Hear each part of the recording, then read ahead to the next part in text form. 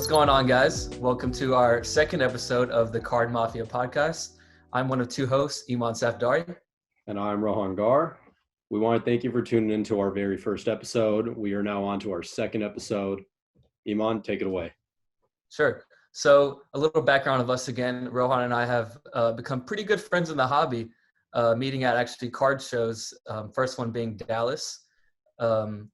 We've been pretty good friends since then, traveling to shows together, going to NBA games across the country, and now making our podcast. So I am Cardmon on Instagram, and Rohan is Slab Mafia Sports, and we decided to create the podcast CardMafia Pod. That's right. CardMafia Pod was created because, we thought that it was important to highlight key individuals in the hobby and pick their brain and analyze strategy with them, as well as just, trying to get to know more of what they're about, And I think that we can bring a new element to the content creation space because of the diversity we provide, with me being more of a high-end dealer/investor that goes into various different niches periodically, while Iman's more centered around being a modern volume trader and a breaker or streamer. Through our different strategies and backgrounds, Iman and I have met a lot of interesting people, and we just think that their stories and strategies need to be shared with the rest of the world. This time around, we got my good friend Scott, who I met in Miami almost a year ago, actually. Scott, tell us a bit about yourself. Yeah, first off, guys, I appreciate you inviting me here. This is the first podcast I've ever been, so I'm excited, but I think my kids are like super pumped too. So I have like 9 and 11-year-old boys, and they're like hanging out here, and I see them like poking through the window. But yeah, so my name's Scott, and I'm on IG at Scotty_sportscards. And I was huge into the hobby when I was younger, to a point where like I was actually doing shows, setting up at shows when I was like 12, 13, 14 years old. And like a lot of people just kind of went in and out of the hobby for the next probably like 20, 25 years. And then boom, COVID comes, and I'm like all in. Like there was very little I was doing. So it just reignited that passion, and I got back in. It was just crazy to see how much the hobby had changed. So I was immediately consuming just a ton of content. And it was funny, like before the podcast, I was looking back at my first purchases on eBay when I got back in. So, and it was so funny because it tells like a real journey kind of from where I'd been over the last like 2.5 years. But the majority of my purchases when I first got back in were vintage soccer wax. So it was like 2004 Euro, 2005 Champions of Europe, 2006 World Cup. And what I did was I bought probably $5,000 in wax and ripped it all and kind of experimented on subbing. So, because part of this is, I love the hobby, I love to collect, but I also have just an investor mindset with things that I do, not just within this hobby, but real estate, crypto, the stock market, passive real estate. So I like to experiment with different things. And so I was subbing hundreds of soccer stickers like early on, and I just happened to be getting those back during very close to the peak.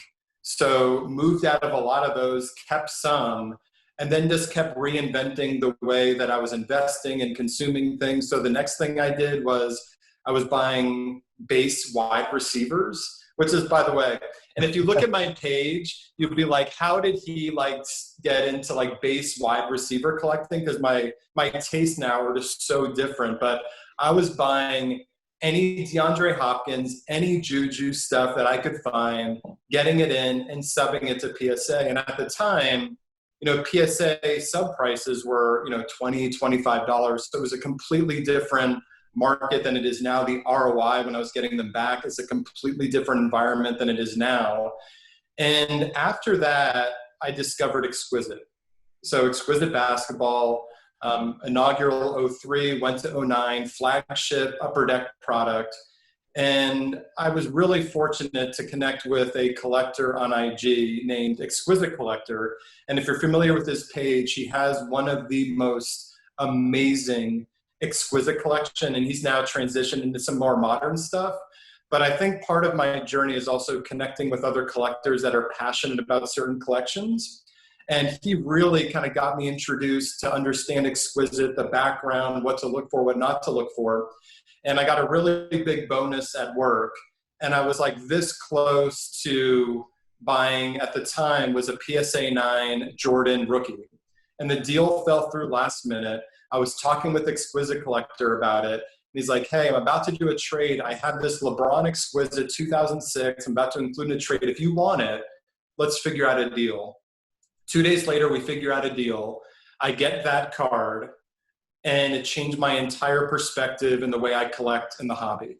I then, by the way, I bought the card raw, so subbed it to BGS and was fortunate enough to get back the only true gem 2006 LeBron Exquisite. It's amazing patch, amazing auto. I still have the card to this day. That's cool. And ever since then, I've had like this passion for Hall of Fame, patch auto. So I have a nice Exquisite collection. I've since kind of diverted a little bit to hockey. I have some really nice Gretzky stuff. And you know, it's just been an interesting journey over the last kind of year and a half since I picked up that Exquisite. Again, I've experimented with different stuff. So I've subbed to SGC, I've subbed to PSA, I've subbed to BGS. So there's very little that I haven't seen, but I definitely continue to gravitate towards Exquisite and as an investment and a PC. So that's a little bit in a nutshell for you guys. Hope that helps. Oh, definitely. Yeah, you weren't directly like the first person that made me start looking more at Exquisite, but you were definitely one of the first few. It was you and then a couple of other guys that are now like really good friends of mine that got me down the Exquisite train. There's been a couple Exquisites that I've just, you know, bought and flipped, but there's been a couple that I just keep for my PC. Being a guy that PCs Tatum and Yao, you know, you can't obviously get a Tatum one, but, you know, I got my Yao Exquisite patch auto and I'm definitely looking for more right now. Yeah, the Yao stuff's interesting because, I mean, his NBA career was somewhat limited, but the passion of people that collect Yao is real. You know, so it's, you know, and when you see his stuff come up, it's always popping off high. So it's a fun PC. Awesome. What's your favorite card in your collection right now? So I love that LeBron. You know, and it's, by the way, it's not just because it's the most expensive card, but it's so meaningful, and like this transition that I made from like subbing stickers, subbing base, and then that just really opened up my eyes to Exquisite. And you guys probably know this too. When you add a card like that on your IG page, you just get different people reaching out with you, and you're starting engaging with different people. So when I posted that card, it also opened up the type of folks and collectors that I'm engaging with. And then that just really expanded everything from there. And then like a couple months later, I added, you know, a Bird Exquisite and a Magic Johnson limited logo Exquisite. And, you know, so that's been a really fun part of it. But the LeBron is my favorite. And, but I'll tell you, I still have one of the first soccer stickers I subbed too. And I'll never, you know, I say, by the way, I say never. I've kind of changed my mindset around that a little bit. That I'll never trade, I'll never sell anything. Like at this point, I think anything's for sale as long as I have something bigger that I want to go into. But some of my soccer stickers I've kept too, just because those are also have some meaning to me. I feel It's you on interesting, that, especially like that first card subbed. I know what you mean there. Yeah, it's fun to hold. It's crazy. You were ripping soccer, you know, right when the COVID and the big boom of the cards started happening. But I feel like during that time, really basketball was the big sport that was happening. So what made you take this unorthodox approach to getting into soccer?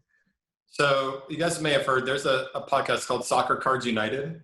And I was driving back from North Carolina and I'm listening to this podcast and they start talking about like value in some of this vintage soccer with Ronaldo and Messi and some of the other like second tier guys. And honestly, it was just kind of instinctual. And I went on eBay and I bought everything. And it's that simple. I'd like to tell you that I was a genius and I like had some thought behind it, but it was just goat chasing and I saw value. And the interesting thing, and I didn't talk about this earlier, but buying those boxes from a guy in Egypt has led to a bunch of other sticker plays that I've had that I've done really, really well on. So I built a relationship with this guy in Egypt that like distributed these sticker boxes, but he also had a ton of vintage wrestling sticker boxes. I bought all those from him. Then I bought a bunch of Harry Potter. Then I bought a bunch of these like 1995 smash hits that have this Snoop Dogg sticker in it. So as much as I love the high-end market, and I'm consolidating my entire portfolio down into like higher end cards, call it $5,000 at a minimum, I do love the process of buying stickers, subbing stickers, selling stickers, packaging stickers. I do love that process. So I do quite a bit on eBay too. But yeah, the soccer stuff, I just got lucky and just kind of stumbled on it, to be honest with you. And if you were subbing with PSA, it probably it came right at the perfect time when soccer did start heating up, maybe a year or so after, the pandemic started.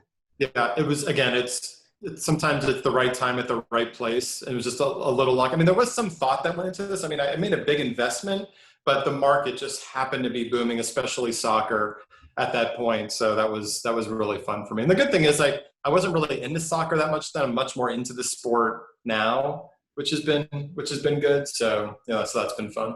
I've heard so many people say that, and it's like specifically in cards, like with Formula One's another one of them too. But like one of me and Iman's best friends, me and him met because we were both chasing after the 2006 World Cup cards. Neither me or him knew anything about soccer other than Messi or Ronaldo, and we both saw the same investment angle that you're talking about. But that's what got us into it, and now we're like best friends off of that. And I still play FIFA regularly, and I wouldn't be doing that if it weren't for this hobby, Same thing with Formula One. I only got into it because I had other homies within the hobby that wanted to invest in Formula One. Yeah, well, I mean, I got into Formula One because of the Netflix show, like I think so many people. But I was fortunate. I actually went to the Miami race because I live just north of Miami. So I went to the Miami race, was it like last weekend or the weekend before? And that was cool. Like just gives me a whole new appreciation. I have one F1 card. I have a 2020 like Chrome Sapphire Hamilton, the SP PSA 10. So, but it's a fun card to have. But it's it's a same thing. Yeah. Great card. I agree with you there. First off, I heard that the Miami race was a lot better than what the Austin race was. I'm fortunate enough where I'm a 2-hour drive away from Austin. I have family that live over there. So, 2 days before the race happened, I got invited like a week before, and I was like, okay, it's a maybe because if these tickets are $1,000, I don't want to shell that out right now. And then 2 days before, all those last minute tickets come out, and I was able to find one for like $250, $300. Drove down, stayed with my uncle, and it was a blast. And after that, I definitely was more interested in F1 ever since then. Yeah, it's fun. I mean, the F1 market's insane right now. It's just it's crazy. So anyway. I've been skeptical about it up until recently. To me, F1 just seems like almost like a social status sport now. Like, seeing Michael Jordan and Tom Brady at the Miami one, and it's changed the way I perceive the sport. And it's something that I want to start investing in now because it's more than just, NASCAR or another, motor vehicle sport where it could come and go. The social status aspect of it, I think, weighs a lot for the sport and the market. And so, I'll tell you the biggest in there. Yeah, I'll tell you the biggest thing for me is watching the Netflix show. I didn't really understand the extent of the technology behind the cars and just the real-time data that's happening in the car. They're sharing it with the pit crew, and they're able to make adjustments on the fly. Like the whole technology, of course you got to be an amazing driver, but you got to have a car that can support, the quality of the driver too. So it's drawn me in. I still only have that one card, but it's a lot of fun. I've enjoyed it. Is it something you want to continue investing in, perhaps?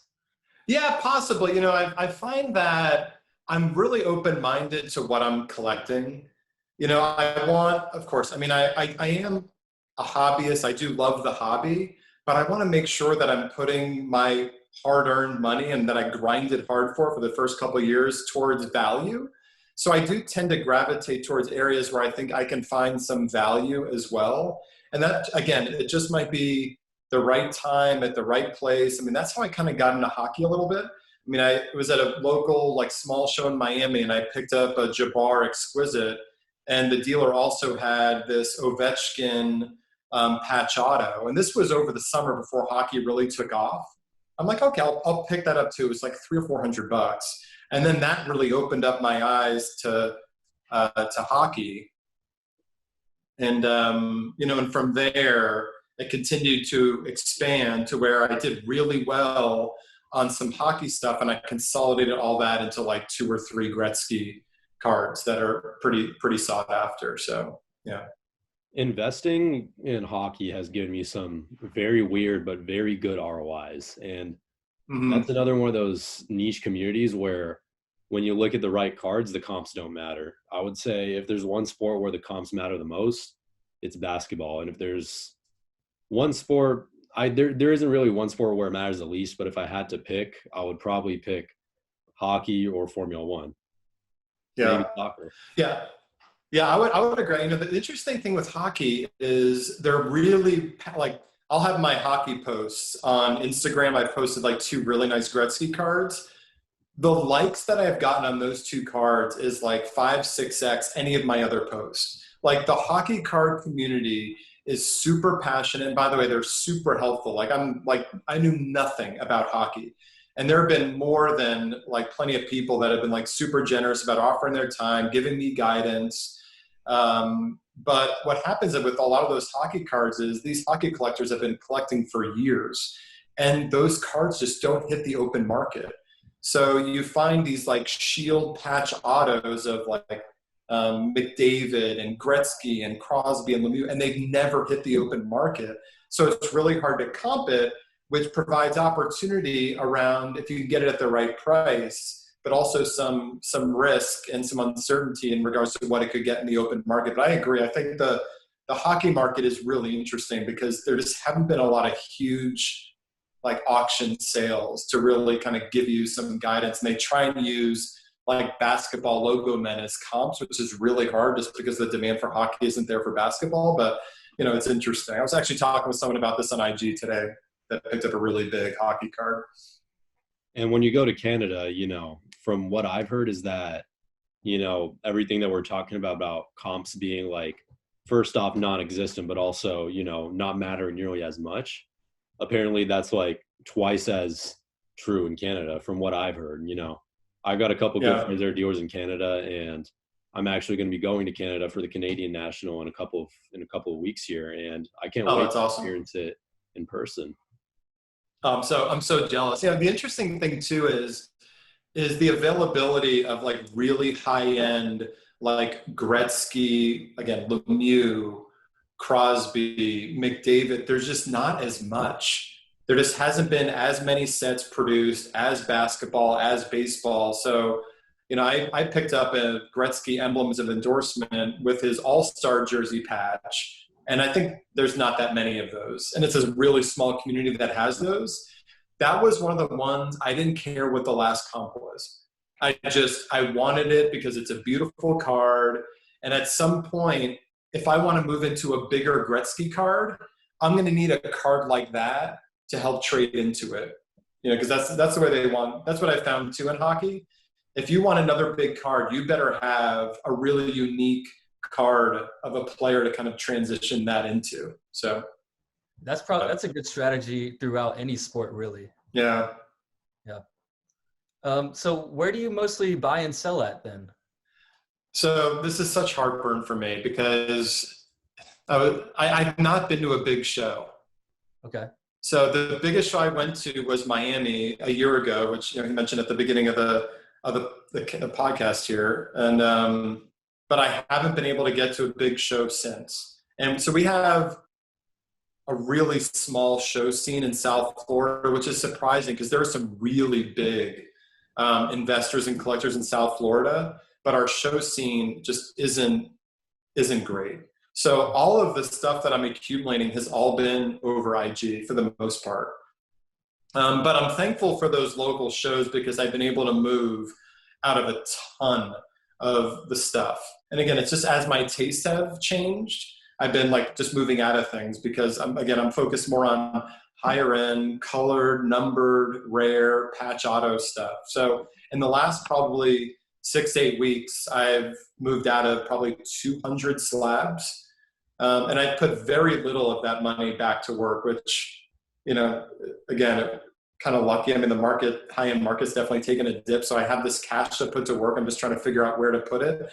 But I was supposed to go to Dallas this weekend and I had to cancel for another commitment. And I'm going to try and get to a show in June. I just don't know what it is, but that's the thing that I miss the most is that, yeah, Canada would be amazing. Yeah. The tough thing is I also have like an amazing family. Like my wife's amazing and I have 9 and 11-year-old boys. So like taking a card show John for the weekend isn't as easy as it might be, but it'll happen. It's just a matter of when. But that's the one thing I'm missing is like just making some of these connections in person that I have over Instagram. Because the other thing, and you guys know this, and you guys deal some really high-end stuff, those are based on relationships. You know, you meet these people at the shows, you break bread, you get a couple drinks, you do a couple deals, you like connect with that person at a show. Like the two of you met at the Dallas show, and look where you guys are now. You know, I haven't been able to really kind of connect IG with in-person stuff, and so that's really something I want to focus on. But that's one thing though, what you just said, where I might disagree a little bit. And I don't know if it's personal experience or if I just don't have good charisma with the people I meet in person, but all of my biggest deals have actually been online with people I've never met before. And, you know, most of them found me through eBay on all of my like big, I'm talking like on my big uncompable cards.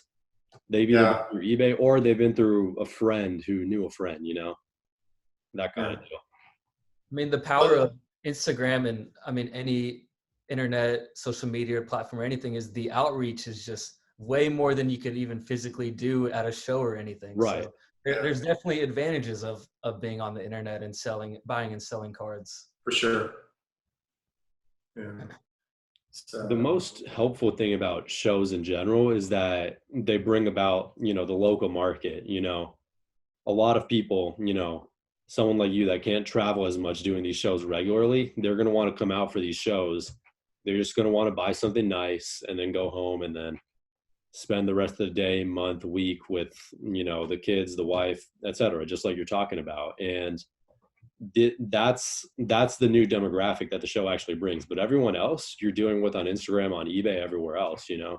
Yeah. I mean, just like you were talking about, you started off buying a ton of stuff off of eBay. You know, that's that marketing that eBay and Instagram provide. One of those two is always going to be better than a show. Yeah. I mean, the best thing I ever did is I changed my eBay name to my IG name. Yes, that's one of the best things I've ever done too. That and then upgrading my eBay name or upgrading my eBay account to being one of the basic seller account, because that gives you such a discount on high-end fees.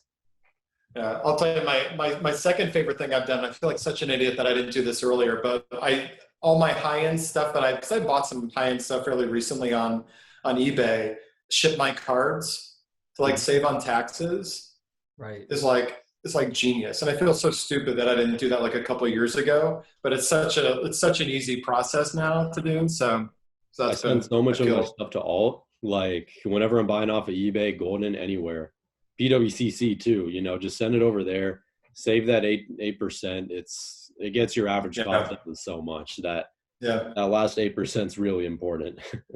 Yeah. You know, it's so interesting. I mean, I was just thinking, you know, I wonder if I go to a big show, if I'm going to be doing big deals, because I've had such good luck on platforms like alt. I just bought my first card on Heritage like a couple days ago. But there's such great value because there are so many auctions like every week that I worry that if I go to a show, my expectations are going to be like so different because of like the prices that some of us are getting on alt right now or getting on PWCC and Heritage. It's, you know, it'll be interesting when I go to a show in person, what that environment's going to be like for me. So I guess if you're selling a big card that you just bought off of another auction house, you're either going to have to hold that card for a extended period of time, or you're going to do what I love doing, which is just throwing it on my IG sales, seeing what happens. If it sells, you know, good for me. If it doesn't sell, oh well, right? But not going into the show expecting to sell it. So if someone asks for a price and they're like, And let's say you bought the card for 3K, and they're like, well, but the last comp's 3K, and then you're asking 4, right? Just let them know I'm the last comp, not in a rush to sell it, and keep the card listed on eBay the whole time. You're much more likely to find that true collector on eBay than at a show for a lot of these things. Yeah, that's fair. Yeah, and I really, and I didn't really kind of commit to this when I first got back in, but collect what you like. I mean, my initial strategy is I'm going to invest in what I think I can make money in, what I think I can get an ROI in. And again, I got really fortunate on timing based on when I got in. But I certainly learned my lesson a little bit too, where I picked things up and I had that immediate like gut feeling after, like I shouldn't have bought that, because I'm already like, I bought it and I'm already trying to find a seller for it to break even. Like I've done that, and I'm sure you guys have too, and I think all of us have gone through that. But I'm really trying to commit to collect what I like, so that if things do say cycle down 20-25%, that I'm not like losing sleep over it. And that's been hard for me to commit to, but it's something I've been doing a better job at the last few months for sure. That's a lesson I've just started to learn. Like we talked about this earlier too, like with Tatum, I've been picking up a couple more Tatums this month, and it's done nothing but pay off positively, Yeah. Or like even with and you like them. collection. Right. Yep. I buy Ja, and obviously I see the potential in him, but I'm okay with taking on the risk, saying that he may be a more injury prone person. If he does go down, I'm not hurting too bad. He's a hero to me in a way, Yeah. Like I'm from Boston originally, and I have a man crush on Brady. I mean, I have a signed ball here. I bought a bunch of his cards at the peak, and they're down, 30-35%, but I don't care. Like, I'm not like, oh my God, because I'm not moving them anytime soon. I just love looking at them. I'm happy that I have them. Not everyone does. Would I've loved to have bought them now versus 3 months ago? Yeah, but it's fine, because it's, Brady, and he's the best. And as long as like you're buying them intentionally for, I'm sure, a medium to long-term hold. So does the price today really even matter? Yeah. Right. Yeah, which is interesting, because I think a lot of people, LeBron, a lot of people are in that position right now with LeBron. Definitely. Like if you bought any of LeBron's stuff for the last year, you are underwater. So it's an interesting position for me, because I have some LeBron stuff, but I got in at a good price. I'm not getting killed, but now is an interesting entry point, I think, for LeBron. If you really do believe in him long-term, which I do, it's just a matter of, and I'd be curious to get your guys' thoughts, where do you put the money? I mean, I like early chrome refractor, patch auto, but has to be numbered. I want PSA 10, but there's so many options right now. So it's a interesting entry point. We've all been saying the same thing. I know that was one of Iman's points in the last podcast that we did too. But I think if I were to pick any LeBron card to invest in right now, which I am looking at investing in LeBron, not immediately, but maybe in a couple of months or so. But if I had to pick, then I'll go rookie autos, gem mint or better. So BGS 95, BGS 10, PSA 10, and I would just grab as many of those as I could. Yeah. I mean, it's just crazy. I mean, I was just looking, I think his 2003 Chrome Refractor PSA 9 is like 12 or 13K right now. It's just, it's that low now? It is. Yeah, I was on Card Ladder. Let's see. I was on Card Ladder. Card Ladder too. It's like one of my favorite. I spend way too much time on Card Ladder, eBay, IG, but I do love Card Ladder. It's a great tool to use. So yeah. PSA 9. I'm on Card Ladder right now. All right. Wow. Let's see. 13K, May 10th. All right. Cool. All right. So like what do we do? Because, if you relate LeBron James to Tom Brady, we saw what Tom Brady's market did when he quote unquote retired. His market kind of went down, which previously before that happened, I would think when LeBron James retires, his market blows up, because to me, he's one of those players that when he's gone is when you realize how much of a great he is, Yeah. So like, what happens when that time comes? Yeah. I mean, I wish I knew, because it would probably help make my decisions now a lot easier. But, if you look at, here's the thing, it's so hard because his stuff was here, then it went way up here, and now it's below where it was. So, I mean, again, I think this is one of the things where if you really appreciate LeBron, for what he's done in the past, for what he's going to do moving forward, because he's going to be visible in the media, wherever he's going to be.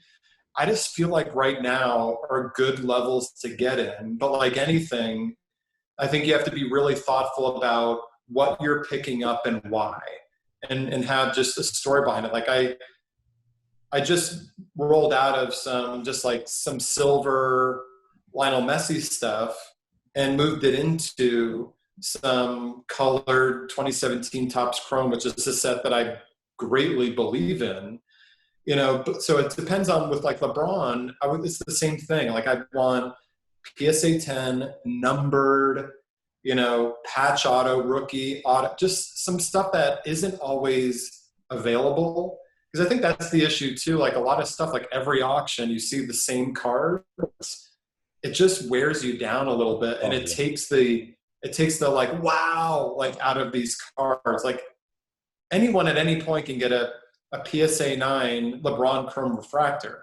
Not everyone's going to be able to pick up a PSA 10, X-Fractor LeBron or whatever it might be. So anyway, that's why. And that's why, like, the same reason why you're focusing on this high-end market with the patch autos, it's because these things, you're not seeing them as often, and it allows you to kind of set your own margin at that point. And I agree all the way there.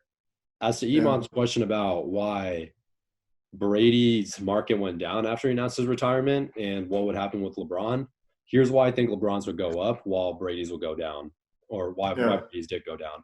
Brady has kind of been like the peak of dominance these past 10 years or so. Like everyone's like, okay, he's the undisputed GOAT. There's no question about it. And he's also, the media has been leading everyone on into thinking that he's going to play another 5 years from like this point today. And so when he retired, everyone's like, okay, that ended way too soon. We were buying these cards priced in for another 4 or 5 years, another ring or two, and now we're not getting any of that. And so that's why his market went down. LeBron, on the other hand, he could not win another ring. And more importantly, there's a lot of tribalism with basketball in general, with the basketball fan of, everyone's like, I'm a huge diehard Kobe fan. If you like LeBron, if you like Jordan, I don't care about you, that kind of deal. Like there's a lot of aggression between the fan bases of LeBron, Kobe, MJ, etc. And on top of that, like we saw the same thing with Kobe, like during the twilight years of his career before he announced his retirement, all you were seeing on the internet was just hate for Kobe for the same reason.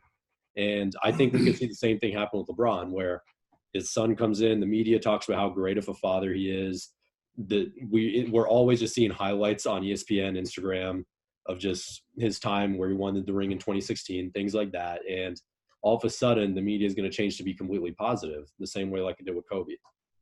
Yeah, I agree. That's a great take. Yeah, it's a great take. Love it. All right, guys. Well, it looks like we're nearing the end of the podcast. Scott, we appreciate you coming on, telling us a little bit about what you do in the hobby. If there's any last remarks or anything, or plugins to your socials, now is the time. Yeah. First off, I appreciate you guys having me on. This is awesome. I feel honored, to be honest with you. Like it's nice to kind of get recognized, because Rohan, I know like he's been on this incredible journey. I mean, I remember when we were first talking, to where he's like taken his collecting and his career is amazing, and I admire that. And it's fun to like kind of talk through, and even for me to reflect on like where I was 2.5 years ago, where I am now. But again, I'm really only on one social platform. I don't do anything on Twitter. I don't do anything I do a little on Facebook, but nothing card related. So it's IG, and it's Scotty, SCOTTY _sports cards, and like me, and feel free to like hit me up, and happy to chat about cards anytime. But this was awesome, guys. I really appreciate it. Badass. Thank you so much, Scott. Appreciate you. All right, thanks, fellas. Take care. Thanks. Later. That concludes episode 2.